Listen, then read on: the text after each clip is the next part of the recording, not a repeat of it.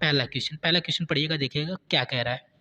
कह रहा है कि एक गांव की जनसंख्या 8,000 है।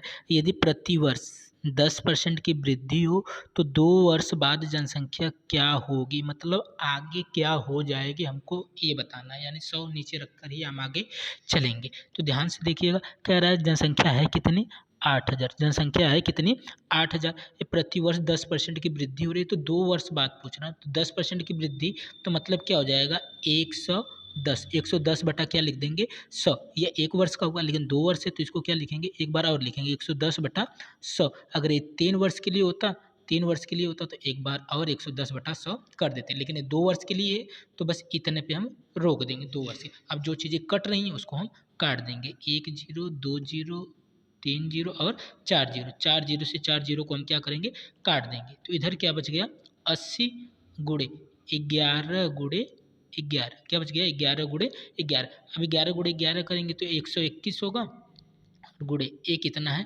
80। मतलब जब इसका गुणा करेंगे, एक जीरो है तो मतलब तो जीरो तो आ ही जाएगा, 8 एकम 8 आ जाएगा, और 8 दूना 16 को 6 हासिल 1 की, और 8 एकम 8, 8 एक क्या हो जाएगा, 9। यानी 9,680। यानी जिसको बी वाला ऑप्शन है एकदम सही है, 9,680। उम्मीद करते हैं आपको ये क्वेश्चन समझ में आ गया होगा। आइए देखते हैं आज का अगला क्वेश्चन। अगला क्वेश्चन पढ़िएगा, देखिएगा क्या कह रहा है अगले क्वेश्चन में। कह रहा है एक फ्रिज का मूल्य 12,800 है। कितना है, फ्रिज जो उसके पास फ्रिज है उसका मूल्य कितना है, 12,800 है।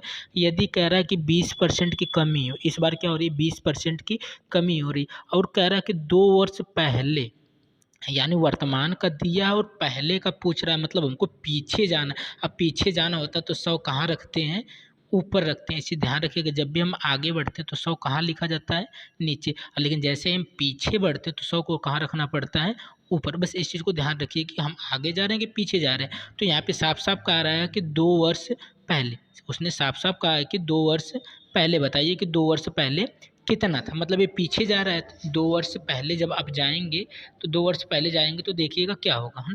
तो मूल्य वर्तमान में कितना है, 12,800।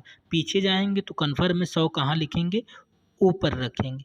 कमी है तो 100 में घटा के लिखेंगे तो कितना लिखेंगे, 80। गुणे क्या करेंगे, फिर ऊपर एक बार 100 लिखेंगे, क्योंकि 2 बार पीछे जा रहा है तो इसलिए 2 बार 3 बार होगा तो 3 बार गुणे में करेंगे। फिर 20% की कमी दिखाएंगे तो 80। एक बार और 2 बार, हमने 2 बार लिखा है क्योंकि 2 वर्ष ही था, ये 3 वर्ष होता तो एक बार और गुणे में रखते। अब जो चीज़ें कट रही हैं उसको हम क्या करेंगे, काट देंगे। जब इसको हम काटने जाएंगे तो देखिएगा, कह रहा है जब इसको काटेंगे तो 20 से कटेगा ना, तो 20 25 100 होगा, और 20 चौक के क्या हो जाएगा, 80। ए भी क्या हो जाएगा, 20 25 100, और ये क्या हो जाएगा, 20 चौक के 80। ऊपर कितना बन जाएगा, 25, और नीचे कितना बन जाएगा, 16। नीचे कितना बन जाएगा, 16। अब जो इसका आपस में गुणा कर देंगे तो ये कितना बन जाएगा, 16। अब इस 16 से इसको काटेंगे तो 16 वाठे 128, मतलब 800।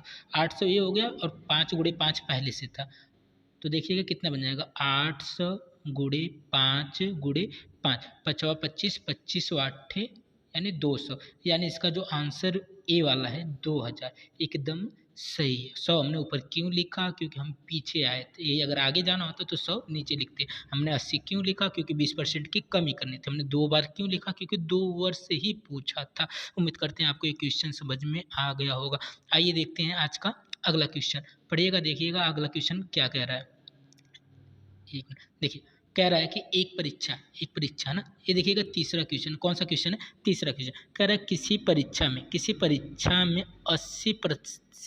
80% विद्यार्थी हिंदी में पास होंगे। जिसका है उसको लिखते चलते हैं, ध्यान से देखिए। कह रहा है किसी परीक्षा में 80% विद्यार्थी हिंदी में पास हुए, 85% गणित में पास हुए, 75% दोनों में पास हुए।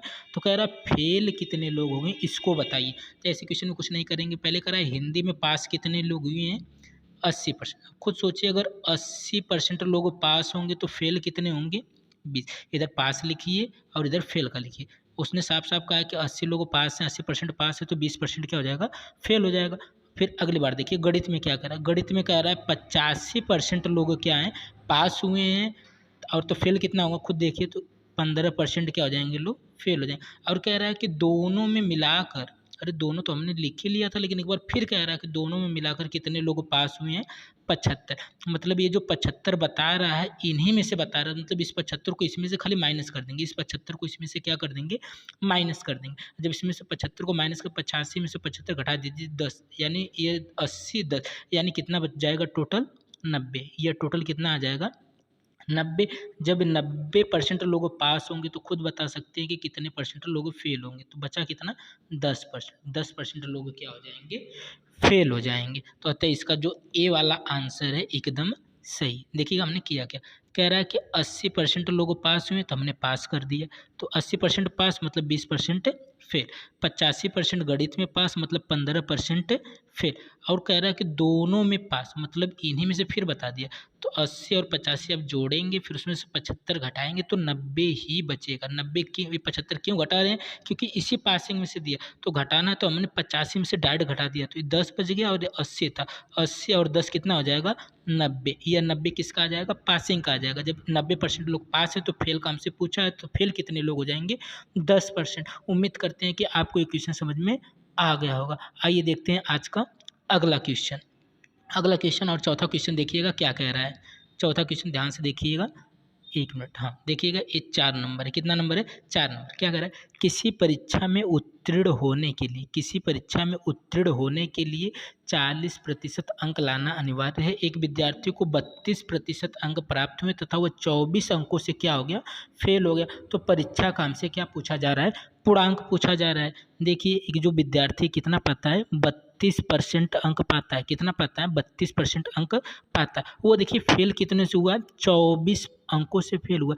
एक बार सोचिएगा, अगर उसको हम 24 अंक दे दिए, तो अगर उसको हम 24 अंक दे दे तो वो भी पास हो जाएगा। तो लाइए इसको 24 अंक हम दे देते हैं। 24 अंक हमने इसको क्या किया, दे दिया। तो ये पासिंग यानी ये प्रतिशत किसके बराबर आ गया, पासिंग का जो उत्तीर्णांक था 40% पास होने के लिए चाहिए था, और पास ए भी हो गया। मतलब ये किसके बराबर हो गया, 40% के क्या हो गया, बराबर हो गया। 40% के क्या हो गया, बराबर हो गया। अब ये प्रतिशत और ये प्रतिशत, प्रतिशत वाली चीज़ प्रतिशत के साथ क्या होंगी, घट जाएंगे।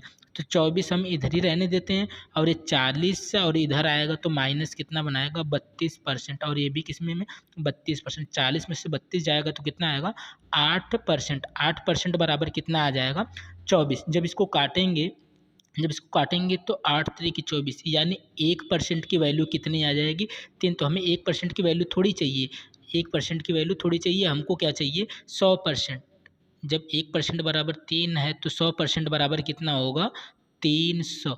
अतः इसका जो बी वाला आंसर है एकदम सही है। उम्मीद करते हैं आपको ये क्वेश्चन समझ में आ गया होगा। आइए देखते हैं आज का अगला क्वेश्चन और आखिरी क्वेश्चन। टोटल हर दिन हम 5 क्वेश्चन ही करने वाले हैं और ट्री के माध्यम से करने वाले हैं।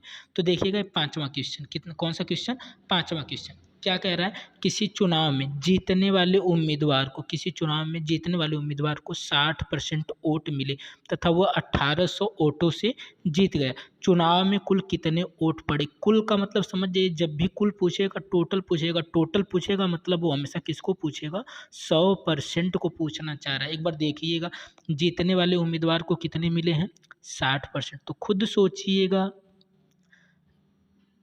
ये कह रहा है जीतने वाले उम्मीदवार को कितने मिले, 60% वोट से मिले तथा वो 1800 वोटों से जीत गए। मतलब इसको कितने मिले, 60%। 60% और तो हारने वाले को कितना मिलेगा, 40% वोट मिलेगा। तो हारने वाले को कितना मिलेगा, 40% मिलेगा। इन दोनों का अंतर देख लिया जाए, यहीं पे अंतर देख लिया, ये 60 और 40 कहाँ से आया, यार ये जीतने वाला था और ये क्या था, हारने वाला था। जब जीतने वाला 60% पाएगा तो कन्फर्म है कि हारने वाला कितना पाएगा, 40%। अगर इन दोनों का अंतर देख लिया जाए तो अंतर इन दोनों के बीच कितने परसेंट का रह गया, 20%। और ये 20% ही वो अंतर है जो इनको हरवा दिया था और इनको जिता दिया था। अरे ये 20% अधिक पा गए थे, जीत गए थे, और ये 20% कम पाए थे इसलिए हार गए थे। ये 20% का जो खेला था किसके साथ हुआ था, 1800 वोटों के साथ था। यानी अंकों में वोट जो था 1800 था, लेकिन परसेंटेज हमने देखा तो ये 20% का फासला था। 20% बराबर कितना है, 1800 है। तो हमें चाहिए क्या, 100% बराबर। हमें क्या चाहिए, 100% बराबर। या पहले हम 1% बराबर निकाल लेते। जब 1% बराबर निकालेंगे तो 1800 बटा क्या हो जाएगा, 20 हो जाएगा। 0 से 0 काट देंगे, 2 9 18 हो जाएगा। यानी 1% की वैल्यू कितनी आ जाएगी, 90। तो हमें 1% की वैल्यू थोड़ी चाहिए, हमें चाहिए कि 100% की वैल्यू, 1% बराबर 90, तो 100% की वैल्यू कितनी हो जाएगी? 9,000। 100% की वैल्यू कितनी हो जाएगी? 9,000। अतः जो इसका सी वाला ऑप्शन है 9,000 एकदम सही। उम्मीद करते हैं कि आपको ये पांचों क्वेश्चन एकदम अच्छे से समझ में आ गए होंगे। अगर न समझ में आए हों तो आप एक बार पुनः वीडियो को देख लीजिएगा। वीडियो को पूरा देखने के लिए